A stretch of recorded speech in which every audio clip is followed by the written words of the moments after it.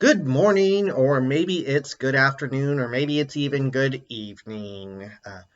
Whenever and wherever you are joining us, welcome back to Extraordinary Connection. It is good to be with you today.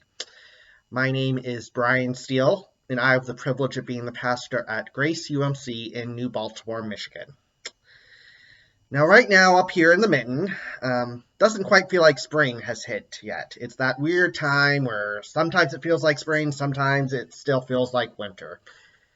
But we know that spring is coming, and most of us are pretty excited for it to get here. Um, and when spring comes in Michigan, the snowbirds start to make their way back up. In Michigan, people tend to come and go. And coming and going is just a part of our life, especially if you are United Methodist clergy. I recently saw some other colleagues refer to this spring season as United Methodist migration season because it is during these spring months that new pastoral appointments are announced, where each clergy are going to be serving for the coming year. Now, you may or may not be part of a United Methodist church, but all of us who provide these devotions at Extraordinary Connection are United Methodist clergy. And one of the traits that I love about our tradition is that we are connectional. That means that all of our churches are in relationship with each other.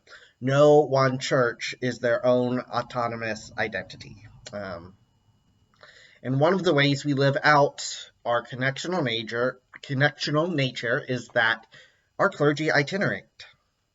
What that means is that clergy are called to a specific place for a specific period of time.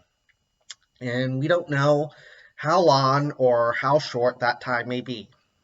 Could be 2 years, could be 20.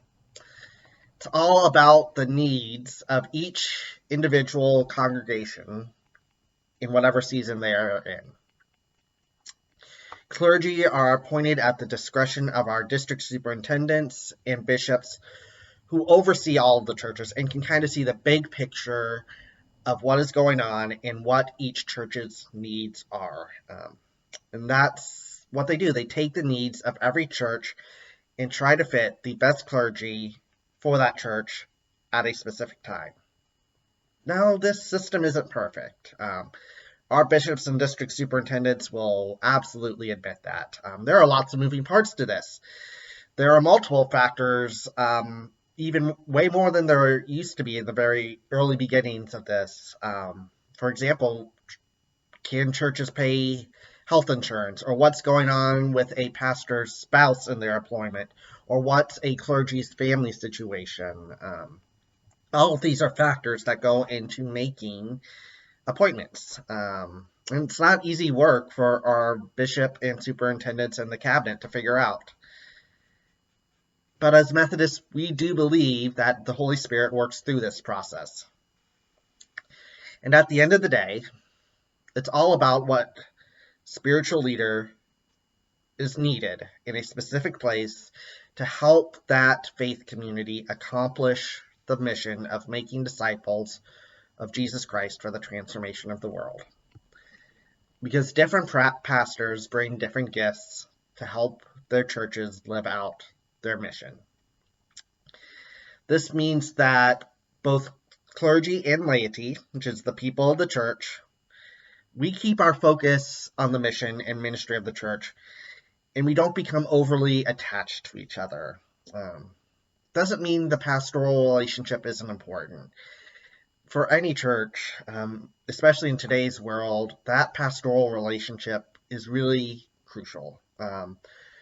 People want to know that their pastor cares about them, and the pastor wants the people to know that they care.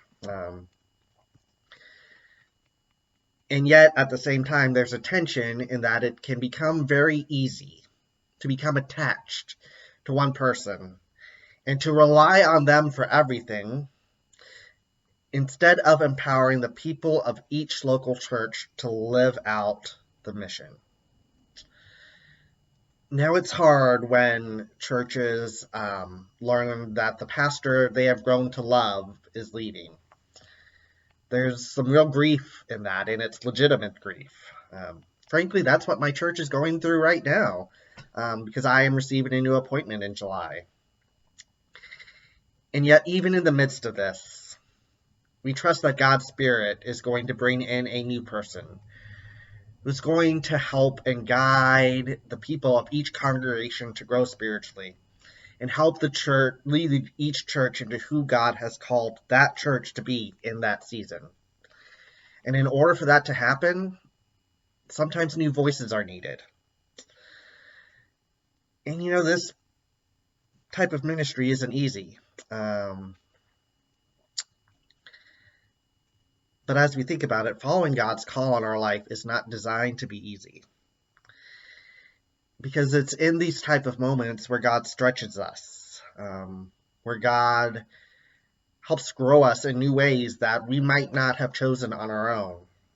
And where God gives us opportunities of new visions of what the church can be and how to make disciples for the transformation of the world. And sometimes we trust that can still happen through imperfect processes like itinerancy.